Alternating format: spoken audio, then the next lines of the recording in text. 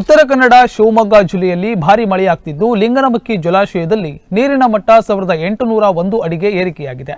ಈ ವಿಚಾರದಲ್ಲಿ ಕೆಲವರು ನದಿ ತೀರದ ಜನರು ಗಾಬರಿ ಬೀಳುವಂತೆ ಸುದ್ದಿ ಮಾಡ್ತಿದ್ದಾರೆ. ಆದರೆ ಯಾರು ಆತಂಕ ಮತ್ತು ಗಾಬರಿ ಬೀಳುವ ಅಗತ್ಯವಿಲ್ಲ. ಇಂದು ಮುಂಜಾನೆ 8 ಗಂಟೆಗೆ ಲಿಂಗನಮಕ್ಕಿ ಅಣೆಕಟ್ಟಿನ ಜಲಮಟ್ಟ 1801 ಅಡಿಗಳಿಗೆ ಏರಿದೆ. ಒಳಹರಿವು 58,619 ಕ್ಯೂಸೆಕ್ಸ್ ಇದೆ. ಅಣೆಕಟ್ಟು ನಿನ್ನೆಗಿಂತ ಇಂದು 2 ಅಡಿ ಏರಿದ್ದು 64.89% ಅಣೆಕಟ್ಟು ಭರ್ತಿಯಾಗಿದೆ. ಕಳೆದ ವರ್ಷ ಇದೇ ದಿನ 1777.15 ಅಡಿ ಇತ್ತು. ಅಣೆಕಟ್ಟು 30.92% ಭರ್ತಿಯಾಗಿತ್ತು. ಇಂದು 2 ಪಟ್ಟು ತುಂಬಿದಂತಾಗಿದೆ. ಕಳೆದ ವರ್ಷಕ್ಕಿಂತ 24 ಅಡಿ ಹೆಚ್ಚು ತುಂಬಿದ್ದು ಆಶಾದಾಯಕವಾಗಿದೆ.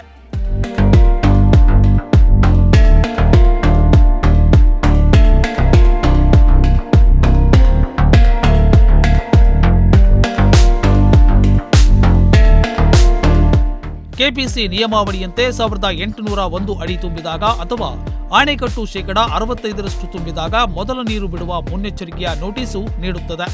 ಅಂತೆಯೇ ಮೊದಲ ನೋಟಿಸು ಪ್ರಕಟವಾಗಿದೆ. 1807 ಅಡಿ ತುಂಬಿದಾಗ ಅಥವಾ ಅಣೆಕಟ್ಟು 75% ತುಂಬಿದಾಗ ಎರಡನೇ ನೋಟಿಸು ನೀಡುತ್ತದೆ.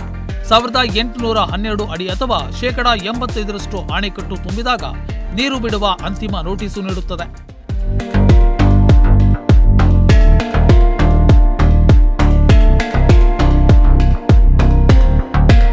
ಲಿಂಗನಮಕ್ಕಿಯಿಂದ ಬಿಟ್ಟ ನೀರು 15 ಕಿಲೋಮೀಟರ್ ದೂರ ಪಶ್ಚಿಮಕ್ಕಿರುವ ಜಲಪಾತದಲ್ಲಿ ಧುಮುಕಿ ಜನವಸತಿ ರಹಿತ ಶರಾವತಿ ಕೊಳ್ಳಕ್ಕೆ ಬಂದು ತುಂಬಿಕೊಳ್ಳುತ್ತದೆ.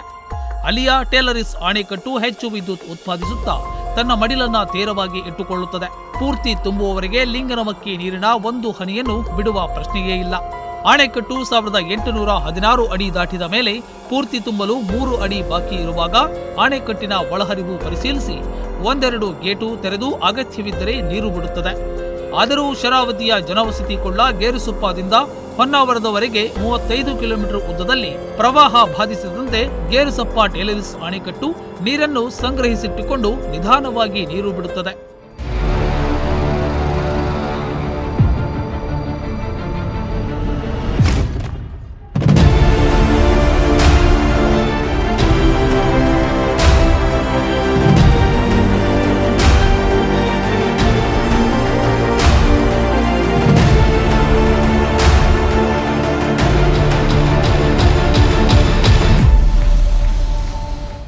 ಶರಾವತಿ ಪಾತಳಿ ಮೀರದಂತೆ ಜನರಿಗೆ ತೊಂದರೆಯಾಗದಂತೆ ಕೆಪಿಸಿ ಎಚ್ಚರಿಕೆ ವಹಿಸುತ್ತದೆ.